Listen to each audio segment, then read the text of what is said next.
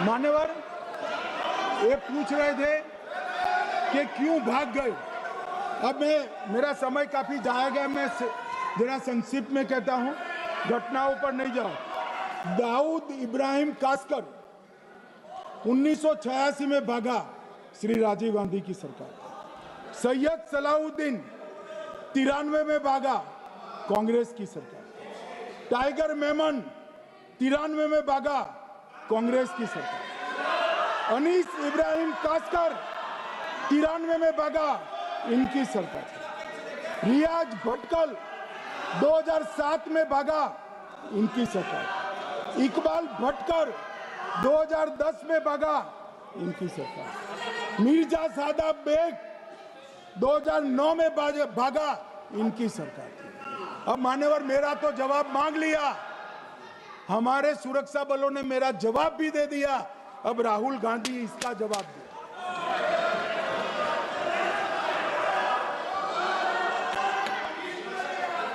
मान्यवर, अब मैं कश्मीर के विषय में मैं बात करना चाहता हूं। कल कहते थे कि गृह मंत्री ने भाषण किया था कि 370 की कलम जाएगी तो आतंकवाद कम हो जाएगा। क्या हो? मान्यवर, मेरा हिसाब देना बनता है।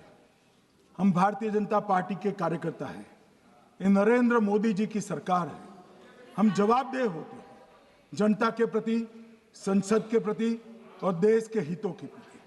मैं आज देश की जनता के सामने 2004 से 14 और 2015 से 25 10-10 साल का लेखा जोखा रखना चाहता हूं। 2004 से 14 में अखंड सोनिया मनमोहन की सरकार थी 10 साल की, और 15 से 25 अखंड रूप से नरेंद्र मोदी जी की सरकार। कश्मीर में टेरर इंसिडेंट 7217 हुए थे 2004 से 14 में। 70% की कमी के साथ 2150 हो गए 1525। नागरिकों की मृत्यु 2004 से 14 में 1770 हुई, 2015 से 25 में कम होकर 357 हो गई, 80%।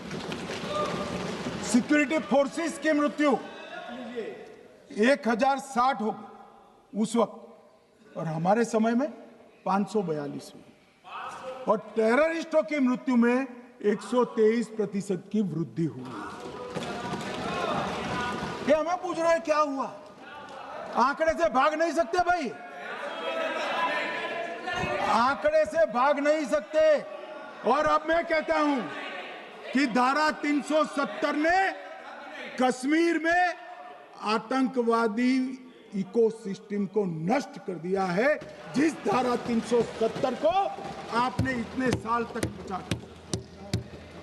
हमने जीरो टेरर प्लान बनाया है, एरिया डोमिनेशन प्लान बनाया है, मल्टी लेवल डिप्लॉयमेंट किया है, सुरक्षा जेलें बनाई हैं, 98% ट्रायल अब वीडियो पर हो रहे हैं, हमने संचार साधन बसाए हैं, और 702 फोन विक्रेता जेल में डाले, 2667 सिम कार्ड बन गए। हमने, एक जमाना था साहब 10-10 हजार लोगों के जनाजे निकलते थे, पूरे देश ने घटनाएं देखी होगी, बुरहान वानी मर गए, फला मर गए, ढिका मर गए, 10-10 हजार। अब जो मारा जाता है उसको वही दफना दिया जाता है।